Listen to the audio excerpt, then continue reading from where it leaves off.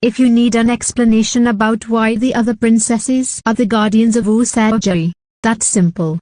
Empires. Yes, the Moon Kingdom was an empire. The central or ruling kingdom would order their vassal kingdoms to hand over one of their princes to be trained as a royal guard for the future ruler of the central kingdom. Even princess could be taken as maid to be handmaidens for the princess of the central kingdom. So it makes perfect sense that Queen Serenity would have the princess from the other planets to be made into Princess Serenity's guardians and handmaids. That would be a decent explanation for the sailor princesses, if it was anywhere in the story at all. The problem is, this is all a fabrication born of your understanding of real-world concepts and your desire to help the story out by applying those concepts to the movie. And to be frank, it doesn't address my main issues with the Sailor Princesses crap, but let's just cover this aspect of it first. Is the Silver Millennium an empire that encompasses several different planetary kingdoms? Yes, that is in the story. Is it an empire that runs the same way that real-life empires worked? We don't know. That is not in the story. You have to understand that we are talking about crazy fantasy sci-fi locations here. We can't know for certain that the way Earth empires function is the way that these alien planetary kingdoms would work under an empire. Here's what we are told in this story. The Moon Kingdom is the main governing body of this solar system, with Earth being its own separate kingdom. The other planets that the Senshi originate from have kingdoms filled with citizens and castles that orbit their planets, which can somehow empower them or whatever by just calling out their names. Interesting how this never comes into play in the Stars arc, nor is it mentioned before the finale of the Dream arc by any of the characters that knew about them for the entire duration of the story, but that's a discussion for another time. We are shown that the Sailor Senshi are child soldiers who are several years older than the princess that they are duty-bound to protect. Therefore, the Sailor Senshi are permanent residents of the Moon Kingdom and most likely moved there from their home planets when Queen Serenity summoned them. And the Sailor Senshi, each and every one of them, are princesses of their respective planets. And with the addition of Cosmos, we are informed that the Sailor Senshi were spawned from the Galaxy Cauldron for the sole purpose of serving Princess Serenity. That is all the information we are given about this. Here are the problems that make it a terrible narrative decision. First and foremost, Luna, Artemis, Minako, and OG Queen Serenity never bring up the Sailor Princess's lore in the first 3 arcs. All of them have access to this information and just never share it,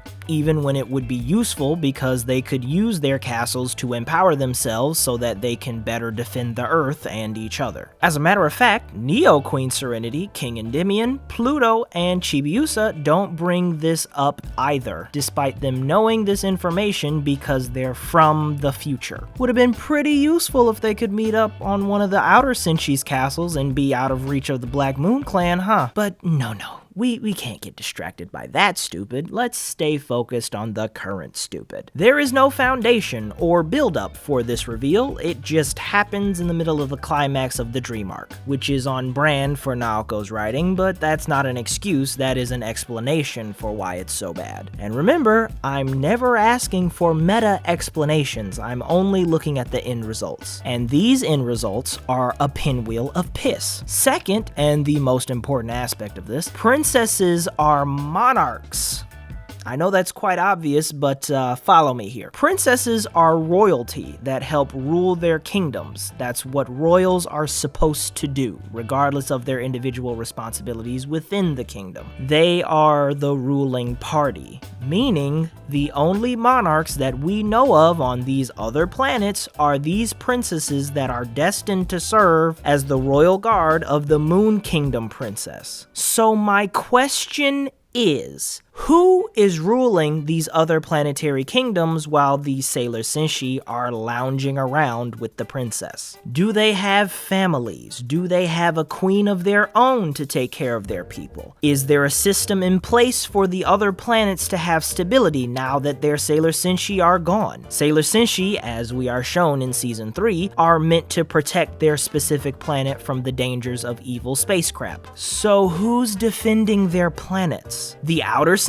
How are they able to defend their own planets and the inner planets? Like, logistically. How is Sailor Pluto supposed to travel from the edge of the solar system to planet Mercury to defend it from the sun demons or whoever would be trying to f with Mercury? That seems really stupid. Why not have Sailor Mercury defend planet Mercury, because that's exactly what her primary f***ing job should be? Well, no, actually. Now I'll go retcon this in the Stars arc to introduce the idea of a galaxy cauldron where all of creation originates and it endlessly craps out goodies and baddies to fight for its entertainment, I guess. So if their cauldron-given purpose is to serve as a princess's bodyguards, then why the f*** are they also ruling monarchs of entirely different planets? How does that make any goddamn sense? Why wouldn't they just be the toughest soldiers from these planets, summoned to the main kingdom to be the royal guard of the princess? Why are they also princesses themselves? That doesn't make any sense. They don't function as princesses. They don't do princess things. They don't rule. They don't govern. They aren't even citizens of their planetary kingdoms. They're citizens of the Moon Kingdom. So why the fuck are we even bothering with this princess side plot that doesn't matter outside of this one moment in the climax of this one arc? The Senshi being princesses does not matter in the slightest when we look at any other aspect of the story. So what was the point in doing any of this shit? Furthermore, why are the manga stans losing their f***ing minds over something so pointless and stupid? Why would anybody look forward to seeing this animated? Why would anyone care at all about this random footnote of a plot point? What is this narrative appeal? Is it simply because the Sailor Senshi get pretty little dresses that make them look so fancy and special for all of 5 minutes? Is that literally it? You just wanted to see them put on ball gowns and do the shittiest cosplay of Disney princesses imaginable? That's all there is to this, isn't it? So what this commenter is doing is they're assuming everything makes sense off screen, when there's nothing in the actual story that would lead one to that conclusion. They've written the story for Naoko. They have not looked at the actual story and said, you know what? This could make sense if it was done like this. And still, this explanation doesn't address the main problems with the Sailor Princess's concept. I want to know why the 4 interplanetary kingdoms have been abandoned by their only monarchs, and how they function without that ruling body. I also want to know how they function without other defenses in place because they don't have their designated Sailor Senshi. Did Phobos and Deimos step up and become the defenders of Mars? Because none of the other inner planets have a Phobos and Deimos equivalent, so did they have to do some heavy-duty commuting between the 4 planets? Or was Sailor Saturn secretly commuting between all the 4 inner planets and defending them? Because that wouldn't make any sense for the entirety of the Infinity Arc, where everybody thinks Saturn is an evil Sailor Senshi. Also, she was supposed to remain dormant until summoned by the 3 talismans, so that would fly in the face of that as well. Did the other 3 outer Senshi really have to pull double duty and commute back and forth from one end of the solar system to the other to defend these planets? Did they also pull double duty and commute back and forth to govern over these planetary kingdoms? And before anyone says that there was no conflict during the entirety of the Silver Millennium because Silver Crystal Utopia and blah blah blah blah blah, need I remind you that Crystal Tokyo was a literal remaster of the Silver Millennium? And how does the entirety of the Black Moon arc begin? Oh yeah, a random person on the utopian Earth was filled with super mega dark powers and took over Crystal Tokyo. Just randomly, whilst under the influence and protection of the Silver Crystal, some dusty-ass edgelord hobo rose to power and f***ed everybody's shit up. Also, lest we forget the Dream Arc's inciting incident, Nehelenia literally came out of a mirror and into the very backyard of the Moon Palace. Zero warning, zero buildup, zero chill. That's 2 hyper-powerful, supremely evil beings just popping up out of nowhere and f***ing shit up. We've seen what happens when a Sailor Senshi is not posted right where they should be to prevent the fall of their kingdoms. We've seen how batshit insanely easy it is for these threats to just appear out of nowhere. Do not tell me these inner planets didn't need Sailor Senshi to protect them. We have absolutely no idea what was going on during the entire duration of the Silver Millennium. But with all the information given to us, we're shown hyper-powerful evil beings can literally pop up out of nowhere with zero warning at all, regardless of utopian status. Because the Galaxy Cauldron is a horrifying idea that shouldn't exist outside of Naoko Takeuchi's troubled mind. In short, the inner Senshi are born to protect their designated planets, while also simultaneously being born to protect the Moon Princess, and also born to be princesses of their own planets. None of it makes sense, but at the very least, the Sailor Senshi should be defending their designated planets, and they're just not, because moronic story is moronic. Codename Sailor V features a Venus person who was reborn and joined up with the Dark Kingdom because of Princess Venus. You telling me there was no one else in a similar situation from the other planets? We are talking about planets filled with actual people, are we not? How was there only one instance of a citizen of the inner planets being reincarnated and seeking out their princess? How does that even begin to make any sense to anybody? Where are the Mercury people, the Mars people, the Jupiter people, and the rest of the Venus people? Were they even reincarnated?